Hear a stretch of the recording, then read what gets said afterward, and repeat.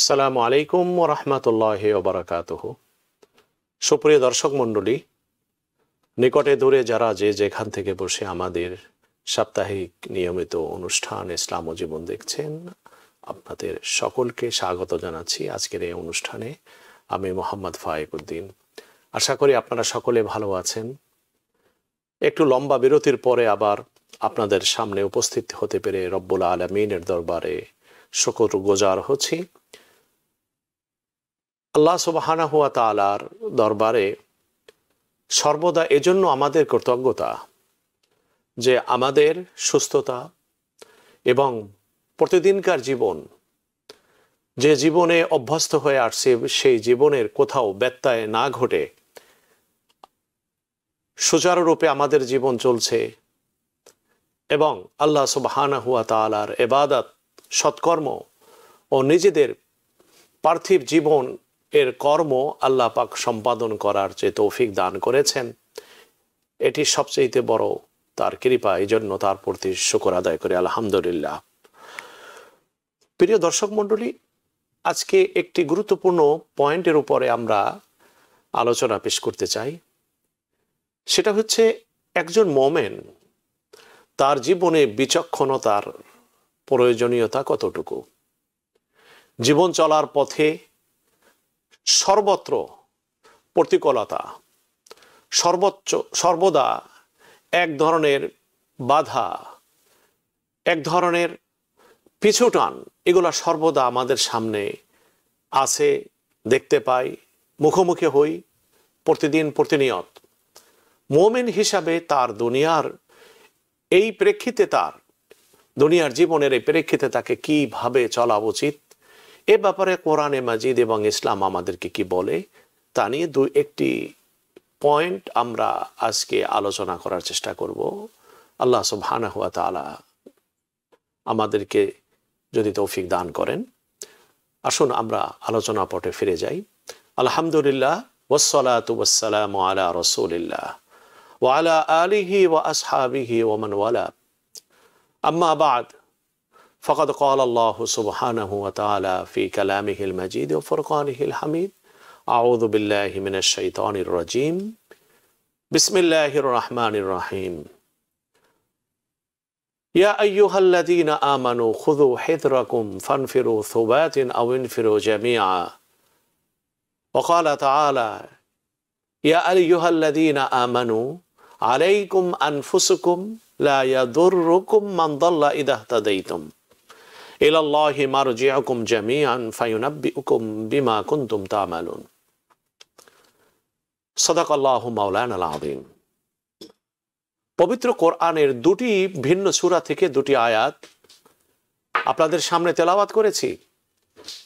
এর প্রথম যে আয়াত তেলাওয়াত করেছি সেখানে আল্লাহ পাক ইন জেনারেল সমস্ত মুমিনকে, যেহেতু ওহীর প্রেরণ করেছেন নবীর কাছে, আর নবীর যারা মুখাতেব, দ্বীনের ব্যাপারে গাইডলাইনের প্রত্যাশী, তারা তো মুমিন। এজন্য আল্লাহ পাকের ডাইরেক্ট প্রথম সম্বোধিত যারা, তারা হচ্ছেন মুমিন, মুসলিম। তাদেরকে আল্লাহ সুবহানাহু ওয়া তাআলা ইন জেনারেল এই হুকুম দিচ্ছেন, ইয়া আইয়ুহাল্লাযীনা আমানু খুযু হিযরাকুম ফানফিরু সুবাতিন আও ইনফিরু জামিআ। হে মুমিনগণ, সর্বদা সচেতনতাকে ধারণ করে চলো। সচেতনতা এমন এক তোমার জন্য আবশ্যকীয় অবলম্বন, গুরুত্বপূর্ণ তোমার জীবনের জন্য, যে তুমি যদি এই সতর্কতা, সচেতনতা, বিচক্ষণতা এটাকে তোমার জীবনে তুমি ধারণ করে রাখো। খুযু হিযরাকুম ফানফিরু সুবাতিন আও ইনফিরু জামিআ। তাহলে একটি বিষয় তোমার হবে, তুমি সঠিক সিদ্ধান্ত নেওয়ার ক্ষেত্রে তোমার যে প্রজ্ঞা প্রয়োজন, যে প্রতিরোধ, যে বিরোধিতা, যে সমস্যার মুখোমুখি তুমি হচ্ছ, সেক্ষেত্রে তোমার কার্যকর প্রতিবিধান তোমার সামনে কি, এটি তুমি অনায়াসে গ্রহণ করতে সক্ষম হবে। অর্থাৎ তোমার প্রতিপক্ষ যে অবস্থায় আছে, যাকে মনে করছো তুমি তোমার প্রতিপক্ষ, চাই সেটি কোনো ব্যক্তি হোক, কোনো গোষ্ঠী হোক, কোনো মতাদর্শ হোক, কোনো বালা মুসিবত হোক, এই তোমার অবস্থান, তুমি যে পরিস্থিতির মুখোমুখি হচ্ছ, সেক্ষেত্রে তোমাকে বিচক্ষণতার দ্বারা তোমাকে পদক্ষেপ নিতে হবে, মোকাবেলা করতে হবে। তো বিচক্ষণতার দ্বারা মোকাবেলা করার ফলাফল কি দাঁড়াবে? যে নিজের জীবন, যে বিবেক দ্বারা আল্লাহ পাক আমাকে ধন্য করেছেন, যে বিবেকের গুণে আল্লাহ পাক আমাকে মহিমান্বিত করেছেন, ওই বিবেকের সদ্ব্যবহার আমি করতে পারলাম। আর 2 নম্বর হচ্ছে বিচক্ষণতার দ্বারা আমার সামনে যে আসা বিপদ মুসিবত ও প্রতিকূলতা, সেটাকে আমি নিজে ডিফাইন করতে পারলাম। এই যোগ্যতাটা ওই বিচক্ষণতার দ্বারা আল্লাহ পাক আমাকে দান করছেন।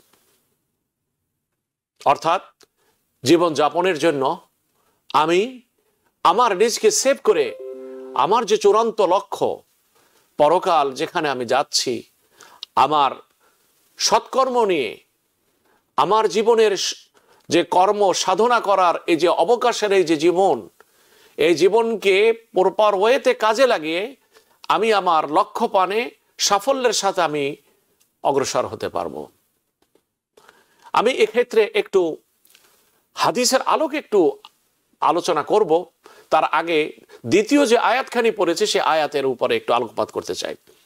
আল্লাহ সুবহানাহু ওয়া তাআলা পবিত্র কোরআনে আরেকটি সূরায় বলছেন, ইয়া আইয়ুহাল্লাযীনা আমানু আলাইকুম আনফুসুকুম, তোমাদের জন্য উচিত সর্বদা তোমাদের জন্য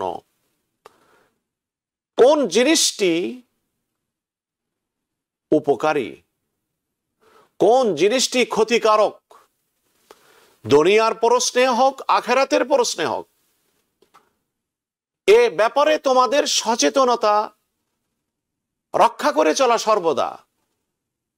এই সচেতনতা বোধ তোমাদের যেন সর্বদা জাগ্রত থাকে যে ক্ষতি কোনটায়, লাভ কোনটায়,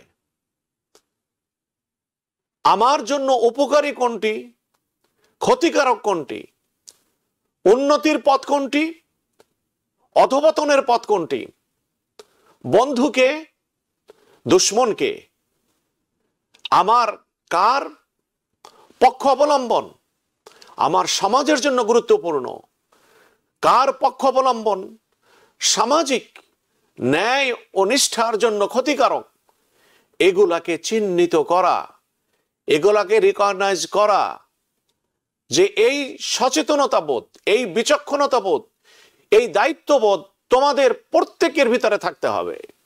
আল্লাহ সুবহানাহু ওয়া তাআলা এটাকে আমাদের উপরে ঈমানের কারণে চাপিয়ে দিয়েছেন, বলছেন, এটা বাধ্য করছেন আমাকে। আলাইকুম আনফুসুকুম,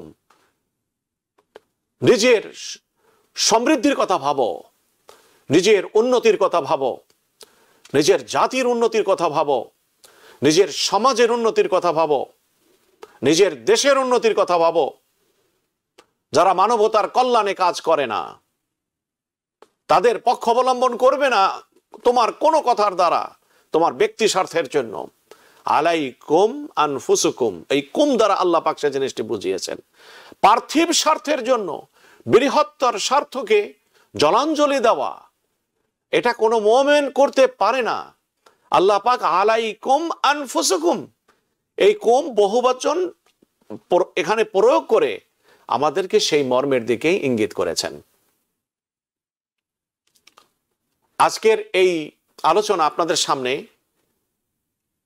নিয়ে আসার প্রয়োজন এজন্যই, যারা এই আমেরিকায় আমরা বসবাস করি, আমরা কি আমাদের জীবনকে দুনিয়ায় একটু ভালোভাবে অর্থনৈতিকভাবে স্বাচ্ছন্দ্যের সাথে থাকা এবং একটু বেশি ঐশ্বর্যের সাথে থাকা, লাক্সারিয়াস জীবনের সাথে থাকার বাইরে কি মহত্তম কোনো কি চিন্তা নিয়ে আমি কি এখানে জীবন যাপন করছি? আমি কি সামাজিক, আমি সামাজিক প্রাণী, সেই হিসেবে সামাজিক কল্যাণের জন্য আমার কি কোনো কন্ট্রিবিউশন আছে? আমি কি কোনো অংশগ্রহণ করি কোনো সামাজিক কল্যাণের জন্য, এই দেশের জন্য, এই মানবতার জন্য? যে আলোয়, যে দেশে, যে পরিবেশ ও যে প্রতিবেশে আমার অবস্থান, সেখানে আমার কন্ট্রিবিউশনটা কি? আমরা কি সহজভাবে এটা নিয়ে কি কখনো বিচার বিশ্লেষণ করি? আমরা ব্যক্তি জীবনে নিজে যদি ভালো চলতে পারি, নিজে যদি আমার ইনকাম ভালো থাকে, আমি শুধু সেখানেই আমার নিজের চিন্তা ভাবনা, প্রচেষ্টা ও সাধনাকে সীমাবদ্ধ করে রাখি। এবাদত যদি করি আমরা, তাহলে পার্সোনাল এবাদত, সেই এবাদতের দিক ভিতরে আমরা নিমগ্ন থাকি। এই এবাদতের আরেকটি দিক হচ্ছে সামাজিক বিষয়গুলোকেও সামনে নিয়ে আসা, বৃহত্তর কল্যাণের জন্য অবদান রাখা। আমরা কি আমাদের এবাদতের বাইরেও কি, আমরা যে ব্যক্তি জীবনে এবাদত করি তার বাইরেও যে আমাদের ইমানি দায়িত্ব আছে, মুআমালাত মুআশারাত, সেক্ষেত্রেও কি আমার কি চিন্তা ভাবনা, এই আমরা যে এদেশে জীবন যাপন করছি আমরা কি কখনো করি? নির্বাচন আসে, এটা তো একটি আমানত। নির্বাচনে আসার পরে এদেশের নাগরিক হওয়ার কারণে আমার উপরে ভোট দেওয়া একটি আমানত। আমরা কি সঠিকভাবে সঠিক প্রার্থীকে আমরা কি ভোট দেই? আমরা এখানে বায়াসড হওয়ার চেষ্টা করি। আমরা এখানে আমার অমুক ব্যক্তি তার পক্ষে সাপোর্ট করছে, সে যেহেতু আমার বিরোধী, এজন্য আমি তার পক্ষকে সাপোর্ট করলাম না। এই জাতীয় মনোবৃত্তি আমরা পোষণ করি। এজন্য কোরআনে মাজিদের দুটি আয়াত আপনাদের সামনে আজকে তেলাওয়াত করা হলো, যাতে বিচার শক্তি, বিচক্ষণতা বোধ, এগুলা আমরা যারা ইসলামকে ফলো করি আমাদের জীবন থেকে যেন কখনো আলাদা না হয়। এই বিবেচনা বোধ শক্তিটা যেন আমাদের ভিতরে এমন ভাবে সক্রিয় থাকে যাতে আমার প্রত্যেকটি পদক্ষেপের ক্ষেত্রে এই বিচক্ষণতার দ্বারা আমি পদক্ষেপ গ্রহণ করতে পারি। প্রিয় নবী সাল্লাল্লাহু আলাইহি ওয়াসাল্লাম একদিন এক পাহাড়ের পাদদেশ থেকে যাচ্ছেন।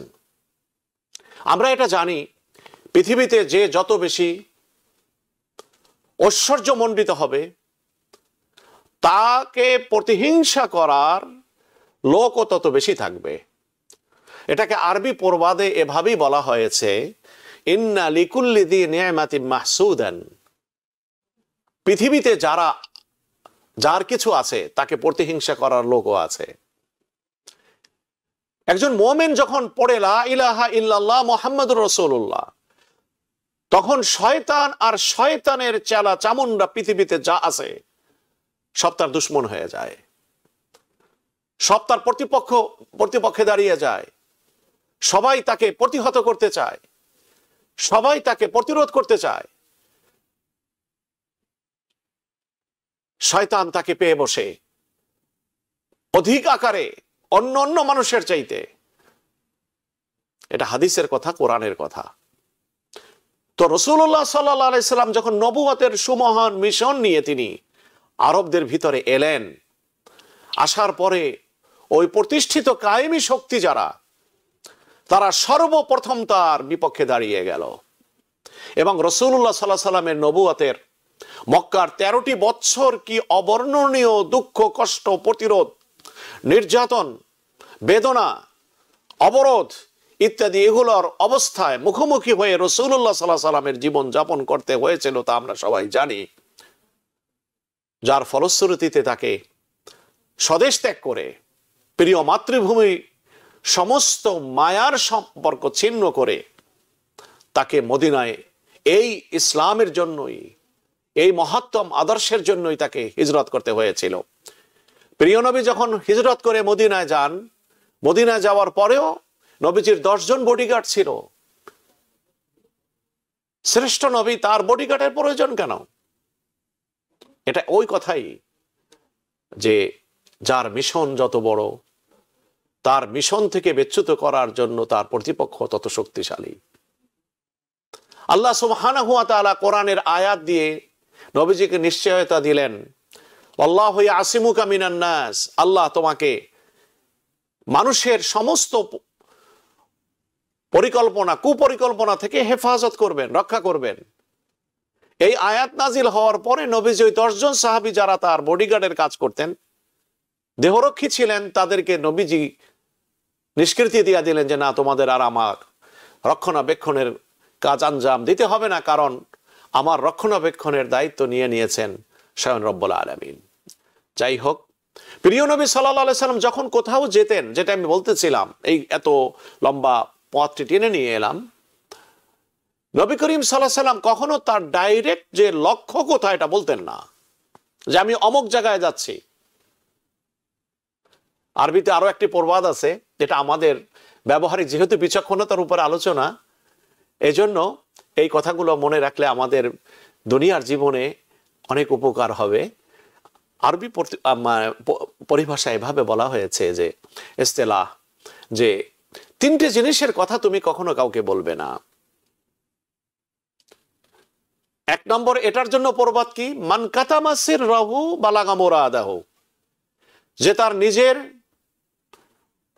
পরিকল্পনাকে, ভবিষ্যৎ পরিকল্পনাকে গোপন করে রাখতে পারবে, বালাগা মুরাদাহু, সে তার নিজের লক্ষ্যে অনায়াসে উপনীত হতে পারবে, লক্ষ্য অর্জনে সে সফল হবে, ব্যর্থ হবে না। তো আরেকটি প্রবাদ যেটি আমি বলতেছিলাম সেটা কি, যে 3টি জিনিসের কথা মানুষকে কখনো শেয়ার করবে না। সেটা আরবিতে 3টি দাল যে লেটার, এটার দ্বারা এই শব্দটি এসছে, আয-যাহাব ওয়ায-যিহাব ওয়াল-মাযহাব। যাহাব হলো স্বর্ণ, অর্থাৎ আমাদের যে কারেন্সি, সে কারেন্সির বিপক্ষে আছে হলো স্বর্ণ। তো এই স্বর্ণ অর্থ দ্বারা বোঝানো হয়েছে টাকা পয়সা। আমার অর্থ সম্পদ কি পরিমাণ আমার সাশ্রয়ে আছে, আল্লাহ পাকের তৌফিকে অবশ্যই এই অর্থের সম্পদের মালিক মানুষ হয়। এটা প্রকাশ করতে আরবি প্রবাদে বলে যে এটা তুমি প্রকাশ করো না। ওয়াযহাব, তুমি কোথায় তুমি যাচ্ছ, তোমার ফাইনাল ডেস্টিনেশন কোথায়, তোমার লক্ষ্য কি, তোমার সফরের পূর্বে এটা তুমি ঘোষণা দিও না। কারণ একজন মানুষ যখন সে সফর করে, তখন যতই তার নিজের দেশে শক্তিশালী হোক না কেন, সে পরদেশে পরবাসে সে দুর্বলই থাকে। এজন্য যদি তার পরিকল্পনা মহত্তম হয়ে থাকে, তো তাকে তো ঘায়েল করার জন্য তার প্রতিপক্ষ সর্বদা সুযোগের অপেক্ষায় থাকবে। এই যদি তার কোথায় যাওয়া হচ্ছে এ সম্পর্কে যদি জেনে যায়, তাহলে ওই প্রতিপক্ষ তাকে আক্রমণ করতে পারে। এজন্য আরবি প্রবাদে এটা বলা হয়েছে, ওয়াযহাব, তুমি কোথায় যাচ্ছ এটা বলবে না। আর 3 নম্বর হচ্ছে ওয়াল মাযহাব, কোনো একটা কাজের ব্যাপারে নিজের যাওয়া নয়, একটা পরিকল্পনা তৈরি করেছে তুমি। যেমন এখানে একটি বড় বিজনেস প্রতিষ্ঠান তুমি তৈরি করতে চাও, তোমার ব্রেনের ভিতর একটা পরিকল্পনা আছে, এখানে একটা ইন্ডাস্ট্রিজ তৈরি করবে। এই কথা তুমি আগে কাউকে বলবে না, কারণ তুমি যদি প্রথমেই তোমার প্ল্যানটা প্রকাশ করে দাও, তাহলে তোমার সামনে বাধা এমন আসতে পারে যে প্রথম পর্যায়ে তোমার এই মহত্তম উদ্যোগ গ্রহণ করার আগে বাধাগ্রস্ত হবে। এই মহত্তম পরিকল্পনা থেকে তোমাকে কি থাকতে হবে, বিরত থাকতে হবে। তো যাই হোক, রাসূলুল্লাহ সাল্লাল্লাহু আলাইহি সাল্লাম যখন কোথাও যাইতেন, তিনি ওই ফাইনাল ডেস্টিনেশন যেটি সেটি বলতেন না, ওই পথে যাওয়ার মাঝখানের যে অংশটা সেটা বলতেন। যেমন আমরা যদি এখান থেকে পূর্বের দিকে যাই, এখান থেকে কুইন্স থেকে যদি পূর্বের দিকে যাই, তাহলে অবশ্যই আমাদেরকে যদি জন এফ কেনেডিতে যাওয়া হয়, তাহলে জামাইকার উপর দিয়ে আমাদের যেতে হয়। রাসূলুল্লাহ সাল্লাল্লাহু আলাইহি সাল্লাম এরকম বলতেন, মাঝখানের যে পথ সেইটা বলতেন। এই মাঝখানের পথের পাশের যে পাহাড়, সেই পাহাড়ের কথা বলতেন। তো রাসূলুল্লাহ সাল্লাল্লাহু আলাইহি সাল্লাম একবার তিনি কোথাও যাচ্ছিলেন, তো যখন ওই পথ থেকে তিনি যাচ্ছেন, জিজ্ঞাসা করলেন তিন দিকে পথ চলে গেছে যে এই যে পাহাড়টি দেখতে পাচ্ছে এই পাহাড়টির নাম কি? সাহাবা ইকরাম বললেন এই পাহাড়টার নাম হচ্ছে মুখজি। মুখজি অর্থ অপদস্থকারী, লাঞ্ছনাকারী। প্রিয় নবী সাল্লাল্লাহু আলাইহি সাল্লাম সাথে সাথে সাহাবা যারা সাথে ছিলেন তাদেরকে নিয়ে তিনি যে পথ থেকে যাচ্ছিলেন সোজা ওই পথের গতিটাকে পরিবর্তন করে ফেললেন, ওই দিকটা পরিবর্তন করে ফেললেন তিনি। নবীজি বললেন যে পাহাড়ের নাম মুখজি, অপদস্থকারী, এই নামের ভিতরে এমন একটি জিনিস রয়েছে যে যেখানে এই নামের দ্বারা বোঝা যায় এ পথে চলার দ্বারাও এর 1% যদি ক্ষতি হয় সেই ক্ষতির সম্মুখীন তো আমরা হব। আর প্রত্যেকটা নামের যে অর্থ সে নামের প্রভাব তার উপরে সর্বদা থাকে। সুতরাং রাসূলুল্লাহ সাল্লাল্লাহু আলাইহি সাল্লাম শুধুমাত্র এই নামের জন্যই এই পাহাড়ের পাদদেশ থেকে না যে তিনি তার গতি এটা পরিবর্তন করে তিনি ভিন্ন পথ দিয়ে তিনি তার গন্তব্যে তিনি পৌঁছালেন। এটা এমন একটি হাদিস যেটি নবী করিম সাল্লাল্লাহু আলাইহি সাল্লাম তার একটি কার্যকর আমল দিয়ে আমাদেরকে বুঝিয়ে গেছেন দুনিয়ার এই জীবন সর্বদা তুমি প্রতিকূলতার মুখোমুখি তুমি হবে। ইয়া আইয়ুহাল ইনসান ইন্নাকা কাদিহুন ইলা রাব্বিকা কাদহান ফামুলাকি। প্রতিনিয়ত তোমাকে সাধনা করতে হবে, সাধনা মুখর তোমার জীবন। সাধনাহীন জীবন যদি তোমার হয় তাহলে তুমি মহত্তম লক্ষ্যে পৌঁছাতে পারবে না। তোমার জীবনটা অর্থহীন হয়ে পড়ে থাকবে, চতুষ্পদ জন্তুর মতো শুধুমাত্র খাদ্য খাবার আর কোনো মতে জীবন যাপন করা ইত্যাদি, এভাবেই এর ভিতরে তোমার কেটে যাবে।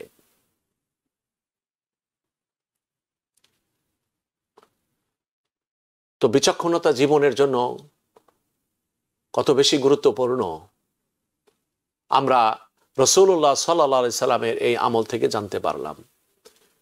বদরের যুদ্ধেও ঠিক একই অবস্থা, সতর্কতা কতখানি। প্রথমে একটি টিম পাঠালেন বদরের যুদ্ধে, যে কতজন প্রতিপক্ষ এখানে এলো। 8 জন অ্যাডভান্স টিম পাঠালেন তারা যে দেখলেন যে ওখানে কত মানুষ আসছে। তারা এসে রাসূলকে একটি রিপোর্ট দিলেন যে এখানে এত এত মানুষের সমাগম মনে হচ্ছে। এরপরে রাসূলুল্লাহ সাল্লাল্লাহু আলাইহি সাল্লাম হযরতে আলী, হযরতে হামজা ইবনে আব্দুল মুত্তালিব, নবীজির চাচা, তাদের 2 জনকে পাঠালেন।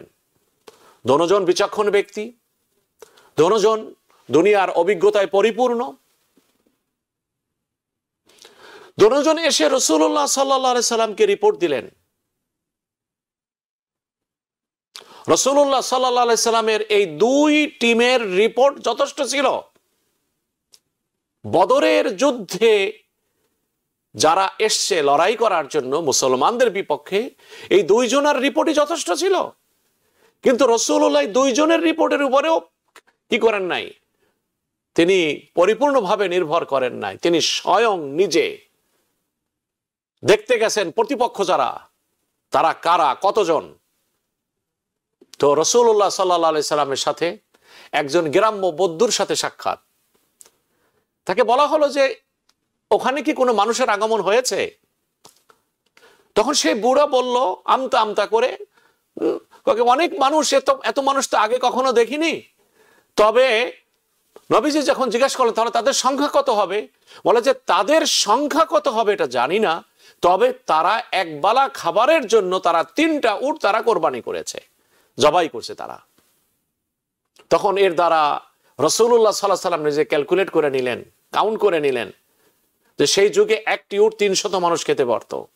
তাহলে 3টি উট যদি হয় তাহলে 3 3 9, অর্থাৎ 900 মানুষ, মিনিমাম 900 মানুষের আগমন এই বদর প্রান্তে হয়েছে। এই যে দেখুন সতর্কতা। রাসূলুল্লাহ সাল্লাল্লাহু আলাইহি সাল্লাম হিজরতের প্রাক্কালেও নিজে আবু বকরের বাড়িতে গেলেন, ভর দুপুরে তিনি গেলেন, চাদর মুড়ি দিয়ে তিনি গেলেন। রাতের অন্ধকারে আবু বকরকে নিয়ে তিনি কি করলেন, রওনা হলেন মদিনার দিকে। সঙ্গোপনে, রাতের আধারে, যাতে কেউ বুঝতে না পারে তিনি মক্কা ছেড়ে চলে যাচ্ছেন। আর হযরত আবু বকর সিদ্দিকের সে কি সীমাহীন কোরবানি, তার যে অনাবদ্য আয়োজন নবীজিকে নিরাপদে মদিনায় নিয়ে যাওয়ার জন্য, ইতিহাসের পৃষ্ঠা সব কথাগুলো লেখা আছে। রাসূলুল্লাহ সাল্লাল্লাহু আলাইহি সাল্লাম আত্মগোপন করলেন জাবালে সওরে, 3 দিন সেখানে থাকলেন তিনি। সতর্কতা, নিজকে রক্ষা করা। কেন? নবুয়তের মিশন তার উপরে, একটা জাতি বিনির্মাণ হবে তার দ্বারা। রব্বুল ইজ্জতের এলমে ওহীর ধারক বাহক তিনি, পরিপূর্ণ একটা জীবন বিধান এই মানবতার জন্য তিনি পেশ করবেন। সুতরাং তার এই জীবনকে বাঁচাবার জন্য, ব্যক্তি নয় তার মিশনকে বাঁচাবার জন্য কতখানি সতর্কতা অবলম্বন করেছেন রাসূলুল্লাহ সাল্লাল্লাহু আলাইহি ওয়াসাল্লাম। আমরা যদি এইখান থেকে থেমে আরেকটু ভিন্ন আঙ্গিলে এটা তাৎপর্যকে আমরা উপলব্ধি করতে চাই, তাহলে কিন্তু আমরা বুঝতে পারবো। সেটা হলো এই যে প্রিয় নবী সাল্লাল্লাহু আলাইহি সাল্লাম যখন তিনি মেরাজে যান, মেরাজ 6 মাস পূর্বে হিজরতের, তখন রাসূলুল্লাহ সাল্লাল্লাহু আলাইহি সাল্লামকে বোরাকে মসজিদে হারাম থেকে মসজিদুল আকসায় নিয়ে যাওয়া হয়েছে আমরা জানি। প্রিয় নবী সাল্লাল্লাহু আলাইহি সাল্লাম বোরাক সওয়ার হলেন, মসজিদুল আকসায় পৌঁছালেন। সমস্ত নবীদের সাথে নামাজের ইমামতি তিনি করলেন, ইমামুল আম্বিয়া তিনি হলেন। এবং এরপরে তিনি সেখান থেকে রফরফের মাধ্যমে তিনি সপ্তাকাশে আল্লাহ সুবহানাহু ওয়া তাআলার কাছে তিনি পৌঁছে যান, দিদারে ইলাহি তিনি লাভ করেন। প্রিয় নবী এই যে পথ তিনি অতিক্রম করলেন এক রাত্রির ভিতরে, যে সেই যে বোরাক যেটাই আমরা বলি না কেন, এই বোরাক চোখের দৃষ্টি যতটুকু যায় এটা হয় তার একটা পদক্ষেপ। এই 1800 মাইল রাসূলুল্লাহ সাল্লাল্লাহু আলাইহি সাল্লাম বোরাকে দ্রুততার সাথে তিনি ভ্রমণ করলেন, বিদ্যুৎ গতিতে তিনি ভ্রমণ করলেন। আর সেখান থেকে রফরফের মাধ্যমে আরশে আজিমে গেলেন। তা আল্লাহ সুবহানাহু ওয়া তাআলা তো নবীজির হিজরতের সময় ঠিক অনুরূপভাবে বোরাক পাঠিয়ে দিতে পারতেন, তাহলে তো জাবালে সওরে যে 3 দিন আত্মগোপনের প্রয়োজন হতো না। আবু বকরকে সাথে নিয়ে প্রত্যেকটি ঘাটিতে সতর্কতার সাথে অতিক্রম করতে হইতো না। আসমা বিনতে আবি বকরকে রাতের বেলায় দুধ সরবরাহ করার দায়িত্ব তাকে দিতে হতো না। আবু বকর সিদ্দিকের গোলামের আলাদা উটের আয়োজন করার প্রয়োজন হতো না। এই সমস্ত কাজ এর কোনো আয়োজনে দরকারই হতো না যদি আল্লাহ পাক বোরাক পাঠাই দিতেন হিজরতের সময়। তো রাসূলুল্লাহ সাল্লাল্লাহু আলাইহি সাল্লাম মেরাজে সফর করলেন বোরাকে, আর হিজরতে সফর করলেন আবু বকর সিদ্দিকের সাথে। এটা কেন? এই বৈপরীত্য কেন? এই বৈপরীত্য হলো এই কারণে যে সফরটি তিনি করেছিলেন মেরাজের সময়, এটা ছিল সফরে নবুয়তের সফর, যেখানে আল্লাহ সুবহানাহু ওয়া তাআলার কুদরত সম্পর্কিত। যে নবুয়তের এই সফরের দ্বারা আল্লাহ পাক অলৌকিকতার প্রদর্শন ঘটাবেন এই নবীর মাধ্যমে। এজন্য আল্লাহ পাক মেরাজের জন্য আল্লাহ পাক বোরাকের ব্যবস্থা করেছিলেন। আর হিজরতের হিজরতে এই যে সফরটা, এটা ছিল দাওয়াত, সফরে দাঈ ইলাল্লাহ, যে আল্লাহর পথে মানুষকে ডাকবে, যে দুনিয়ায় সৎ পথে থাকবে, দুনিয়ার জীবনে বাস্তব জীবন, যে জীবন নবুয়াতের নয়, সেই মানুষগুলোর জিন্দেগি সত্যের পথে থাকার জন্য যে তরিকা, সেই তরিকার সফরই ছিল এই হিজরতের তরিকা। রাসূলুল্লাহ সাল্লাল্লাহু আলাইহি সাল্লামের ওই সফরটা ছিল হিজরতের সফরে দাওয়াত, আর ওই মেরাজের সফরটি ছিল সফরে নবুয়াত, জার্নি অফ দ্য পারফেক্টহুড আর journey of the preacher of the Islam. তাহলে এই যে দাওয়াতের ক্ষেত্রে দুনিয়ার স্বাভাবিক যে সমস্ত কলাকৌশল, যে সমস্ত কর্মপদ্ধতি মানুষ সতর্কতামূলক গ্রহণ করে থাকে, হযরত আবু বকর সিদ্দিক রাদিয়াল্লাহু তাআলা আনহু, রাসূলুল্লাহ সাল্লাল্লাহু আলাইহি সাল্লাম, তারা সকলে সেই পন্থা অবলম্বন করে তারপরে তারা মদিনায় পৌঁছেছিলেন। বিচক্ষণতা বোধ, সচেতনতা বোধ, এই যে শিক্ষা আমরা পেলাম, আমরা এই শিক্ষা পেয়েছি কোন সময়? যখন ইসলামের পক্ষে কোনো কেউ ছিল না, যখন কুফরির অন্ধকারে নিমজ্জিত ছিল গোটা পৃথিবী, যে সমাজ আকণ্ঠ ডুবেছিল শিরকের ভিতরে, গোমরাহির ভিতরে, খুন খারাপির ভিতরে, যেখানে সত্য কথা বলাটা ছিল মহা অপরাধ, দাই ইলাল্লাহ হওয়াটা ছিল যেখানে সবচেয়ে বড় চ্যালেঞ্জের। মুষ্টিমেয় কিছু মানুষ যারা ইসলাম এনেছে তাদেরকে শহীদ করা হয়েছে, উত্তপ্ত বালুতে তাদেরকে চিৎ করে উপর করে শোয়ায়ে তাদের উপরে পাথর চাপিয়ে দেওয়া হয়েছে, সুমাইয়াকে বর্ষার আঘাতে শহীদ করা হয়েছে, দেশান্তর করা হয়েছে, পরিবার থেকে তাদেরকে বের করে দেওয়া হয়েছে। এমন কোন জুলুম নাই যে জুলুম সে মুহূর্তে হয় নাই। ওই সেই মুহূর্তে রাসূলুল্লাহ সাল্লাল্লাহু আলাইহি সাল্লাম, যার সাথে রব্বুল ইজ্জতের সমস্ত কুদরত ও শক্তি, তিনি এই বিচক্ষণতার পথ তিনি অবলম্বন করলেন। রব্বুল ইজ্জতের কুদরতি শক্তি তিনি ব্যবহার সেখানে করেন নাই, আল্লাহ পাকের কুদরতি সাহায্য তিনি চান নাই। কেন? যে মুমিনদের জীবন, সেই জীবনে নবী হিসেবে তিনি যে শক্তির অধিকারী ছিলেন, প্রত্যেকটি মুমিন সেই শক্তির অধিকারী হবে না। তার দুনিয়ার জীবনটা কিভাবে চলবে? তার বিচক্ষণতা, তার জীবনে যে দরকার, এই শিক্ষাটা সে কোত্থেকে পাবে? এজন্য রাসূলুল্লাহ সাল্লাল্লাহু আলাইহি সাল্লাম হিজরতের সময় এভাবে তিনি বিচক্ষণতার মাধ্যমে তিনি নিজকে রক্ষা করে তিনি নিজকে মদিনায় পৌঁছেছিলেন। আমরা যদি এই নবীজির জীবন জিন্দেগি থেকে আমরা যদি শিক্ষা নেই, আমাদের সামাজিক জীবন, আমাদের দুনিয়ার জীবনকে আমরা সমৃদ্ধশালী করতে পারবো।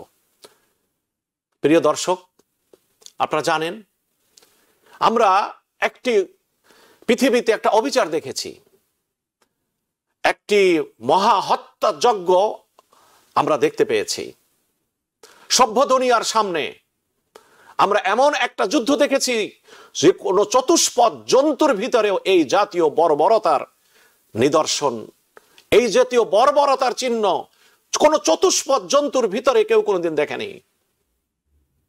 আর সেই জন্তু জানোয়ারের চাইতেও হিংস্র এই রক্ত পিপাসা, এগুলা সভ্যতার দাবিদার যারা, তারা নির্লজ্জভাবে এটাকে সাপোর্ট করেছে, অর্থ দিয়ে, অস্ত্র দিয়ে, কূটনৈতিক শক্তি দিয়ে, রাষ্ট্রীয় শক্তি দিয়ে। আমরা দেখেছি বিভৎসতা, কি ধরনের শাব্দিক মুনাফিকির মায়ের প্যাচের শব্দ, চালাকি, চাতুর্য, ধোঁকা, প্রতারণা, ভদ্রতার নামে, সভ্যতার নামে আমাদের সামনে উপস্থাপন করে জেনোসাইডকে সাপোর্ট করা হয়েছে, ভদ্রতার হাসি দেওয়া হয়েছে দুনিয়ার সামনে, মানবতাকে অপমান করা হয়েছে প্রতিনিয়ত, প্রতি মুহূর্তে। আমরা শুধু চেয়ে চেয়ে দেখছি, কিচ্ছু বলতে পারি নাই। কেননা দুনিয়ার যে আলো বাতাস, এটা কোনোটা আমাদের ফেভারে নয়। আল্লাহ সুবহানাহু ওয়া তাআলার অশেষ কৃপায় সেই উন্মাদনা, সেই চাতুর্যপনার আপাতত আমরা দেখতে পাচ্ছি এটা একটু ক্ষান্ত হয়েছে, কিন্তু এটা থেমে নাই। এটা আজকে হয়তো এই আকারে থেমে আছে, কিন্তু এটা আবার কিন্তু প্রকাশিত হবে অন্যভাবে। কাদের বিপক্ষে? ইসলামের বিপক্ষে। কাদের বিপক্ষে? মুমিনদের বিপক্ষে। কাদের বিপক্ষে? সর্বশেষ মুসলমানদের বিপক্ষে। সুতরাং আপনার আমার হাতে কি ক্ষমতা আছে? যে ক্ষমতাটুকু আমি আমার নাগরিক অধিকার হিসেবে আমি পেয়েছি, এই ক্ষমতাটুকু কি আমাকে যথার্থ জায়গায় আমাকে প্রয়োগ করতে হবে। এটা আমার বিচক্ষণতা, এই দেশের জন্য এটা আমার বিচক্ষণতা। সামনে মেয়র নির্বাচন আসছে, আমরা সবচেয়ে বেশি, আমি যখন পরিসংখ্যানটা দেখি যে আমাদের মানুষগুলো ভোট দেওয়ার ক্ষেত্রে এত বেশি বিমুখ, এত বেশি বিমুখ। ভালো সুন্দর একটি গাড়িতে চড়ছি, ভালো সুন্দর একটি বাড়িতে থাকছি, ভালো সুন্দর পোশাক পরতে পারছি, জীবনকে এর ভিতরে সীমাবদ্ধ করে ফেলছি। দুনিয়ার ঘটমান পৃথিবীর ঘটমান অবস্থা থেকে আমি আমার জীবনের জন্য কোনো শিক্ষা আমি নিচ্ছি না? কতখানি আত্মবিস্মৃতময় জাতি আমরা, আর কতকাল এটা হবে? এজন্য নাগরিক হিসাবে আমার অধিকার আছে, আমি যাকে ইচ্ছায় তাকে আমি ভোট দিতে পারি। আমার ক্ষমতা এতটুকু আছে, আমার যে ক্ষমতা আছে সেই ক্ষমতা আমি যাকে ভোট দিব সে কি একজন রক্ত পিপাসু জালিমকে সাপোর্ট করে এমন ক্যান্ডিডেটকে আমি ভোট দিব? এমন একজন ব্যক্তিকে আমি ভোট দিব যে জীবনে কোনোদিন মুসলমানদের সাথে মসজিদে যে কথা বলে নাই, তাকে কি আমি ভোট দিব? এমন ব্যক্তিকে কি আমি ভোট দিব যে ব্যক্তি, যেটাকে বলা হয় সাম্প্রদায়িকতা বলি, বর্ণবাদের দোষে দুষ্ট? বলছি এটা আমাদের ব্যাপার না, আমরা কি করার আছে, আমরা এদেশে এমন আছি। নাগরিক অধিকার এদেশের সংবিধান আমাকে আপনাকে দিয়েছে। এটা দেওয়া, এই যে নাগরিক অধিকারটুকু আমি পেলাম, এটা সঠিক পথে সঠিক পন্থায় এটাকে ব্যবহার করা, এই যে ক্ষমতাটুকু, এটা আল্লাহর পক্ষ থেকে আমানত। এই ভোট দেওয়ার ক্ষেত্রে যদি আমার বিচক্ষণতার সাথে আমার ক্যান্ডিডেটকে ভোট না দেই, তাহলে আল্লাহর দেওয়া আমানত, এই আমানতের খেয়ানত করা হবে। এজন্য আমার স্বনির্বন্ধ অনুরোধ থাকবে, যারা আমরা এদেশে আছি, সামনে যে ভোট আসছে, নির্বাচন আসছে, সেই নির্বাচনে আপনার এই ভোটটা আপনি দিবেন, আপনার বিবেককে কোশ্চেন করবেন, আপনি কাকে ভোটটা দিবেন, কে ভোটটি পাওয়ার উপযুক্ত। যে আমেরিকার ভিতরে আপনি আছেন, এই আমেরিকা যে মূল্যবোধের উপরে প্রতিষ্ঠিত, তা আজ বলতে গেলে অনেকটা ফ্যাকাশে হয়ে গেছে। তা অনেকটা আজকের যারা লিডারশিপে আছেন, তাদের ক্রিয়াকর্মের দ্বারা এটা অনেকখানি বলতে গেলে ফ্যাকাশে হয়ে আছে। কিন্তু এই দেশ এটা ব্লেসড কান্ট্রি, এদেশের জমিন, এদেশের আলো বাতাস সবকিছু আল্লাহ পাকের বিষয়, এক করুণা, ব্লেসড কান্ট্রি, কোনো সন্দেহ নেই। কিন্তু এই দেশের এই যে মূল্যবোধ, যে মানবাধিকার, মানুষের স্বীকৃতি, মানবের মর্যাদা, জাস্টিস, সুবিচার, সাম্যতা ইত্যাদি, এগুলার উপরে কিন্তু আমেরিকার মূল্যবোধ দাঁড়িয়ে আছে। এই দেশের আপনি নাগরিক, সুতরাং যে মাটিতে আমি আছি, সেই মাটির যে চাহিদা, সেই মাটি যা চায়, যে চাহিদা, যে ইনসাফ, আদল ও ইনসাফ, পিস অ্যান্ড জাস্টিস, যেটা ইউনিভার্সাল স্লোগান, এটা ইসলামের কথা। আমরা জানি না এটা ইসলামের কথা। ইন্নাল্লাহ ইয়া'মুরু বিল আদলি ওয়াল ইহসান। আকসাম সাইফি একজন গোত্রপতি ছিল, নবীজিকে দেখেন নাই। তার দলবল যখন নাকি মদিনায় পৌঁছালো, তাদেরকে বলে দিল যে নবী যিনি আসছেন, তিনি তার কথা কি, সেই কথাগুলো আমাকে এনে শোনাও, বর্ণনা করে শোনাও। এই টিমরা এসে কোরআনে মাজিদের এই আয়াতখানি শোনালো, ইন্নাল্লাহ ইয়া'মুরু বিল আদলি ওয়াল ইহসান। আল্লাহ সুবহানাহু ওয়া তাআলার নির্দেশ এটা, যে তিনি চান তোমরা জাস্টিসকে প্রতিষ্ঠিত করো, ওয়াল ইহসান, এবং পরোপকার করা, অন্যের কল্যাণে কাজ করার জন্য তোমার নিজকে তুমি সঁপে দাও। এই কথা শোনার পরে আকসাম সাইফি বলেন, এটা কোনো মানুষের কথা হতে পারে না, নিশ্চয়ই তিনি সত্যিকারের আল্লাহ পাকের রসুল, তিনি মুসলমান হলেন। আকসাম সাইফি, তিনি সহ তার সমস্ত মানুষরা, তারা সবাই গোত্রপতিরা মুসলমান হয়ে গেল। কোরআনের শুধু একটি আয়াত এই শুনে, এই ইউনিভার্সাল ট্রুথ, যে দুটি পয়েন্ট, জাস্টিস অ্যান্ড পিস। সুতরাং জাস্টিস অ্যান্ড পিসের মূল্যবোধের উপরে এই আমেরিকা দাঁড়িয়ে আছে, সেই আমেরিকা নাগরিক আপনি। সুতরাং এই মূল্যবোধকে রক্ষা করার কাছাকাছি যাকে আমি পাবো, আমি তাকে ভোট দিব। আর এই ভোট আপনার একটি ভোট এই শহরকে পরিচালনা করার জন্য নির্ধারণী ভূমিকা পালন করতে পারে। আর আপনি আমি যদি আমানত থেকে পিছে থাকি, আপনার একটা ভোটের কারণে যদি জিততে না পারে, ওই যে ব্যক্তি জাস্টিস আনতে পারবে, তাহলে এটার জন্য কিন্তু আপনাকে আমাকে আল্লাহ পাকের কাছে দায়ী থাকতে হবে।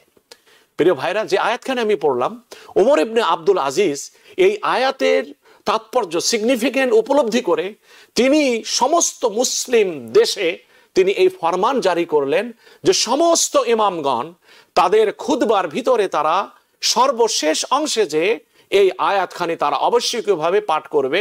ইন্নাল্লাহা ইয়া'মুরু বিল আদলি ওয়াল ইহসান ওয়া ইতাইযিল কুরবা ওয়া ইয়ানহা আনিল ফাহশাই ওয়াল মুনকারি ওয়াল বাগই ইয়াইদুকুম লাআল্লাকুম তাযাক্কারুন, সূরা নাহলের আয়াত। তো এরপর থেকে ওমর ইবনে আব্দুল আজিজের পর থেকে আজও পর্যন্ত মুসলিম বিশ্বে সমস্ত মসজিদে এই দ্বিতীয় খুতবায় এই আয়াতখানি পাঠ করা হয়। এটা ওমর ইবনে আব্দুল আজিজের নির্দেশে এটাকে খুতবার ভিতরে আবশ্যকীয় হিসাবে কি করা হয়েছে, ইনক্লুড করা হয়েছিল। যাই হোক, প্রিয় দর্শক, আপনারা ইসলাম ও জীবন দেখছেন। আমরা আমাদের সাধ্য অনুযায়ী সর্বদা কোরআন ও সুন্নাহর আলোকে আপনাদেরকে গাইড করতে চাই। আমরা দেই দিক নির্দেশনা ঐকান্তিকভাবে, বস্তুনিষ্ঠভাবে, যতটুকু কোরআন সুন্নাহ থেকে আমরা অর্জন করতে পেরেছি, যতটুকু জানতে পেরেছি তার আলোকে। সুতরাং এই অনুষ্ঠানের মাধ্যমে আপনাদের জন্য সর্বদা ওই আবেদন রাখব যেগুলো আমাদেরকে বেশি ন্যায়নিষ্ঠ বানায় এবং আমাদেরকে মানবতার কল্যাণে অগ্রসর ভূমিকা পালন করার সুযোগ করে দেয়। সামনের দিনগুলো আমরা যদি যথার্থ পদক্ষেপ নিতে পারি, সঠিক নেতৃত্ব যদি আমরা পাই, এই সমাজ পায়, এই আমেরিকার সেই সুমহান মূল্যবোধের প্রতি আবার বিশ্ব দরবারে সেই নিজস্ব মর্যাদায় বলিয়ান হতে পারবে। এটার দিকে, এই নেতৃত্বকে ওই দিকে নিয়ে যাওয়ার ক্ষেত্রে আপনার আমার যথেষ্ট ভূমিকা রয়েছে।